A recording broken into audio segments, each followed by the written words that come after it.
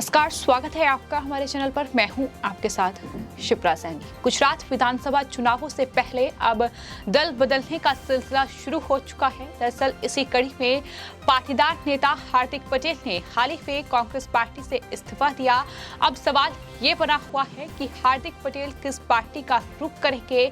लेकिन इस बीच आपको बता दें कि पाटीदार नेता हार्दिक पटेल लगातार कांग्रेस पार्टी, कांग्रेस आलाकमान पर हमलावर हैं और एक बार फिर उन्होंने राहुल गांधी पर वार किया है। दरअसल राहुल गांधी जिस तरीके से प्रधानमंत्री नरेंद्र मोदी को घेरने के लिए उद्योगपतियों का अक्सर जिक्र करते हैं, वो मुकेश अंबानी और साथ ही गौतम अडानी का बार बार जिक्र करते हैं, उन पर निशाना साधते हैं। इसको लेकर ही हार्दिक पटेल ने अब राहुल गांधी पर बड़ा हमला बोला है। हार्दिक पटेल ने मीडिया से बातचीत करते हुए ये कहा कि मैंने राहुल गांधी से कई बार कहा है कि यहाँ आपको उद्योग पर गाली नहीं देनी चाहिए, आपको लोकल मुद्दों को लेकर राजनीति में आगे बढ़ना होगा। उन्होंने कभी नहीं किया। हाँ, आपको नेताओं ने लोकल मुद्दे बताने की जगह कहां से अच्छा चिकन सैंडविच मिलता है वो बताया होगा। ये बड़ा निशाना जो है हार्दिक पटेल की ओर से साधा गया है। यानी किस तरीके से राहुल गांधी जब गुजरात के दौरे पर होते हैं तो वो उद्योगपतियों को टारगेट करते हैं। इससे राहुल गांधी और कांग्रेस पार्टी को बचना चाहिए, वरना गुजरात में भारी नुकसान कांग्रेस पार्टी को उठाना पड़ रहा है। इसकी वजह से ये हार्दिक पटेल ने साफ कर दिया है। लेकिन इसी के साथ साथ बड़ा खुलासा कर दिया है कि जब राहुल गांधी गुजरात के दौरे पर जाते हैं तो उस वक्त इस बात को लेकर चर्चा ज्यादा होती है कि चिकन सैंडविच अच्छा कहां मिलता है, ये नेताओं की ओर से बताया जाता है। साथ ही उन्होंने ये भी कहा कि कोई उद्योगपति अपनी मेहनत से बना है, अगर कोई उद्योगपति मेहनत करता है तो हम उस पर इस तरीके से लांछन नहीं लगा सकते कि सरकार उसको मदद कर रही है। हर मुद्दे पर आप अडानी अंबानी को गाली नहीं दे सकते। अगर प्रधानमंत्री गुजरात से हैं तो आपका गुस्सा अडानी और अंबानी पर आप अपना गुस्सा क्यों डाल रहे हैं, ये सवाल भी हार्दिक पटेल की ओर से किया गया है। तो साफ तौर पर राहुल गांधी पर वो जमकर हमलावर हैं। इससे पहले जब उन्होंने दरअसल कांग्रेस की सदस्यता से इस्तीफा दिया तो उस वक्त उन्होंने एक लेटर जारी किया था और लंबे चौड़े इस लेटर में उन्होंने जो तमाम बातें लिखी थी वो ये बातें बताने के लिए काफी हैं कि कितनी ज्यादा जो नाराजगी है वो हार्दिक पटेल की फिलहाल कांग्रेस आलाकमान और साथ ही स्टेट लीडरशिप से है। कांग्रेस की गुजरात में जिस तरीके के नेता हैं, जिस तरीके की राजनीति गुजरात में कांग्रेस पार्टी कर रही है, उससे वो खासा नाराज हैं। हार्दिक पटेल ने तमाम बातों का जिक्र किया। उन्होंने कहा कि आर्टिकल 370 से लेकर अयोध्या में राम मंदिर और साथ ही 3 तलाक जैसे मुद्दों का निपटारा देश की जनता लंबे समय से चाह रही है, लेकिन कांग्रेस पार्टी हमेशा से ही इन मुद्दों में बाधा बनी रही। उन्होंने कहा कि कांग्रेस पार्टी बदले की राजनीति ज्यादा करती है, बजाय कि मुद्दों को देश के सामने रखे।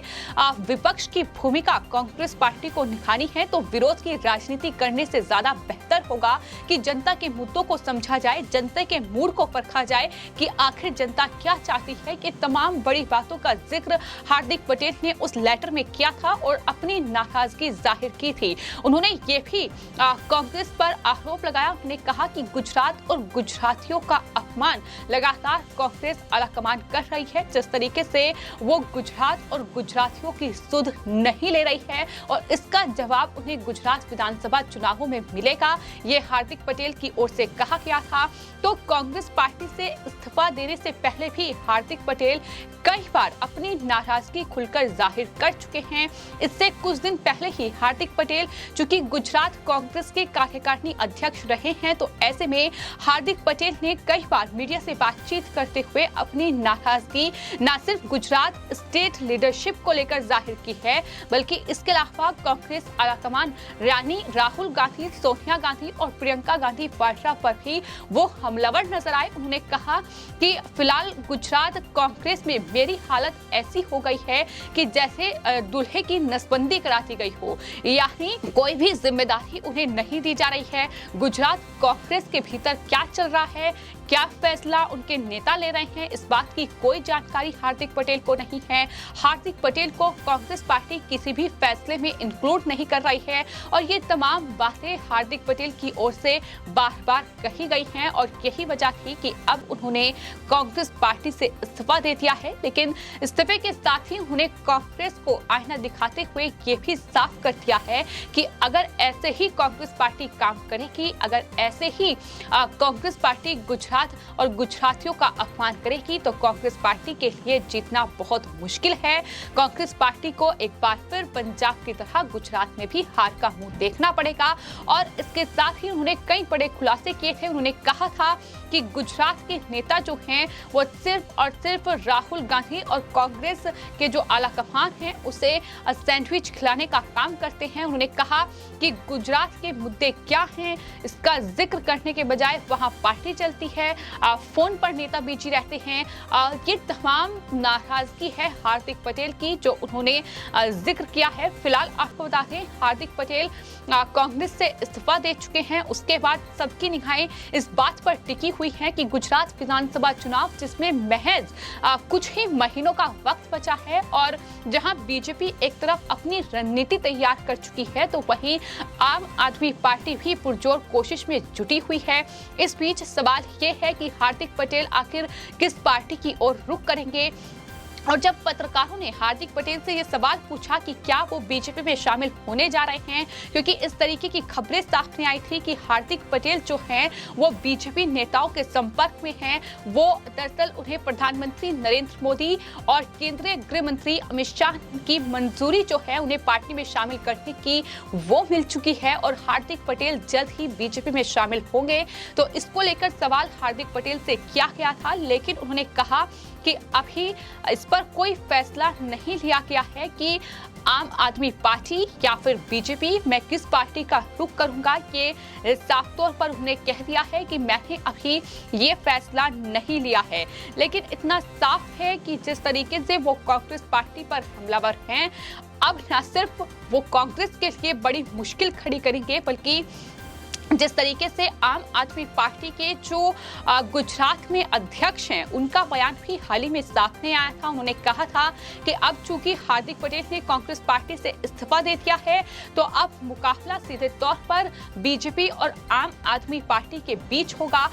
चूंकि हार्दिक पटेल एक पाटीदार नेता हैं और ऐसे में जो गुजरात में पाटीदार वोट बैंक है वो भी काफी ज्यादा है, तो ऐसे में पाटीदार समुदाय पर एक अच्छा खासा प्रभाव हार्दिक पटेल रखते हैं। और शायद यही वजह है कि पिछले विधानसभा चुनावों में गुजरात में अच्छी खासी सीटें कांग्रेस पार्टी ने हासिल की थी क्योंकि हार्दिक पटेल कांग्रेस पार्टी का हिस्सा बने थे।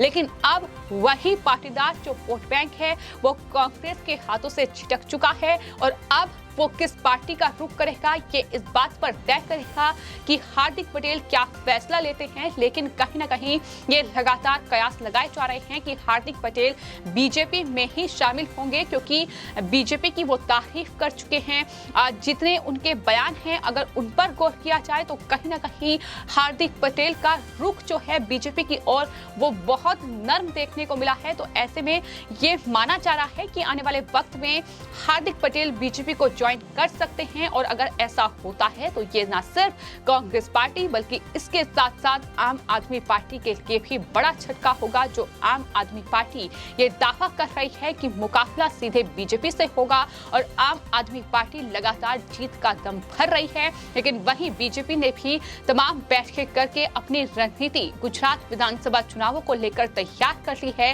लेकिन देखना ये दिलचस्प होगा कि पाटीदार जो वोट बैंक गुजरात में है, जो इन विधानसभा चुनावों में या यूं कहें कि हर चुनावों में एक अच्छा खासा राजनीतिक प्रभाव रखता है, तो वो पाटीदार वोट बैंक किस ओर रुख करेगा।